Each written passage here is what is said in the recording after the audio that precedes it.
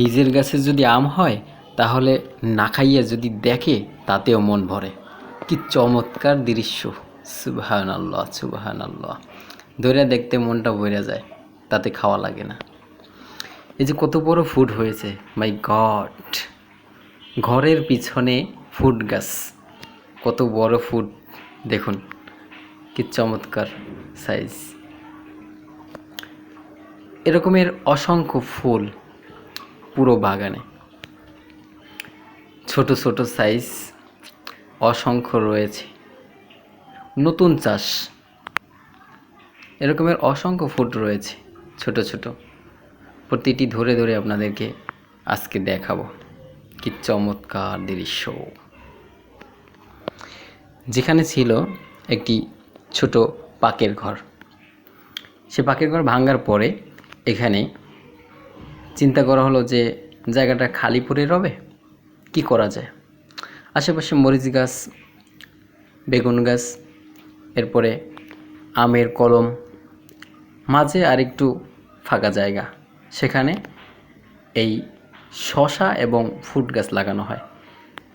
শশা তেমন একটি ভালো ফলেনি, অল্প দু একটা হয়েছে। তারপরে ফুড গাছ লাগানো হয়েছে। দেখুন কি পরিমাণে ফুড ধরছে, ছোট ছোট ফুড অসংখ্য। এগুলো কিন্তু বড় হবে, এগুলো কিন্তু ছোট এখনও, এগুলো বড় সাইজ হবে আরও। এখনও পর্যন্ত ছোট ছোট। এই যে প্রতিটি ডগায় ডগায়, প্রতিটি ডালে ডালে আপনার ফুল, ভরপুর ফুল। এই আর একটি এরকমের পুরো বাগানে অসংখ্য ফুল রয়েছে, যেগুলো বড় হয়েছে, কিছু মাঝারি সাইজ, এরপরে কিছু আছে ছোট, কিছু আছে কলিতে। এই যে ছোট ছোট আকারে, এগুলো বড় হবে। গাছের জোর যখন বেশি থাকে তখন ফল কম হয়। এই যে বড় ফুটটা কাটা হয়েছে, বড় ফুট কেটে আমরা পবিত্র ঈদে বেড়াতে গিয়েছিলাম, তখন খেয়েছি। এই ফুটটি অনেক বড় হয়েছে, ক্যামেরায় ছোট দেখা যায়, আসলে কিন্তু ফুটটা অনেক বড়। এটা আমাদের ক্ষেতের সবচেয়ে বড় ফুট এ পর্যন্ত। পরে আরও বড় হয় কিনা একমাত্র আল্লাহ জানে। তো এ পর্যন্ত বড় ফুট ওটাই। এই যে পাশে লতা বাইছে, লতায়ও কিন্তু ওই যে ছোট ছোট অসংখ্য ফুট দেখা যাচ্ছে।